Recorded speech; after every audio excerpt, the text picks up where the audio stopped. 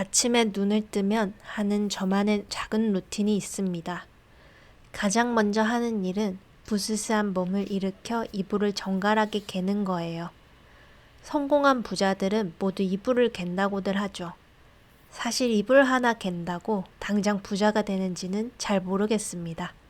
하지만 분명한 건 흐트러진 잠자리를 정리하는 그 짧은 순간만큼은 어지러웠던 제 마음도 함께 차분히 정돈되는 기분을 느낀다는 것입니다. 여러분은 자신만의 우울함을 잠재우는 방법이 있으신가요? 전세 사기를 당했던 그 당시 저는 극도로 우울하고 불안했습니다.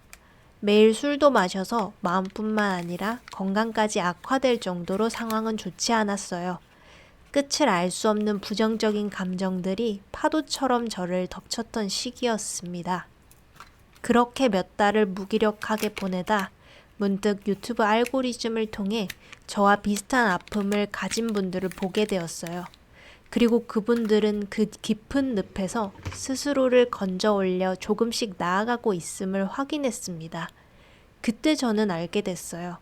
세상에 나만 힘든 건 아니라는 사실을요. 겉으로는 멀쩡해 보이는 사람들조차 저마다의 지붕 아래 각자의 슬픔을 품고 치열하게 버티고 있더라고요. 내 상처가 세상에서 제일 큰 줄만 알았던 오만한 마음이 부끄러워지는 순간이었습니다. 그날 이후 저는 가장 먼저 더러워진 방부터 치우기 시작했습니다. 창문을 열어 고인 공기를 내보내고 묵은 먼지를 털어내고 언젠가 쓰겠지 하며 쌓아뒀던 물건들을 하나둘 버리면서 제 마음을 다독였습니다. 그때 저는 알게 되었습니다. 지난날의 저는 생각보다 훨씬 더 정신없이 어지러운 하루를 살고 있었다는 걸요. 어쩌면 더 나은 삶으로 가기 위해 저에게 이런 멈춤의 계기가 필요했는지도 모릅니다. 그 뒤로 저는 저만의 기준을 더 명확히 세웠습니다.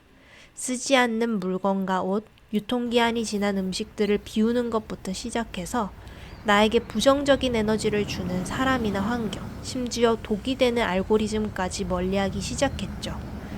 나를 위한 시간을 확보하고 내가 진정으로 좋아하는 것이 무엇인지 찾는 연습을 했습니다. 그렇게 5년이 지난 지금 저는 과거보다 훨씬 단단하고 나은 사람이 되었다고 자신 있게 말을 할 수 있습니다. 하지만 아무리 단단해지려 노력해도 가끔은 세상의 무게가 너무 무겁게 느껴질 때가 있습니다. 누구에게도 방해받지 않고 온전히 쉬고 싶다는 생각이 들 때면 저는 가족의 품으로 돌아갑니다.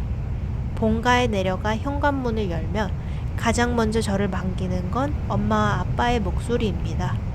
투박하지만 정성이 가득 담긴 엄마의 밥상을 마주하면 세상 밖에서 잔뜩 곤두서 있던 제 마음의 가시들이 눈 녹듯이 사라지곤 합니다.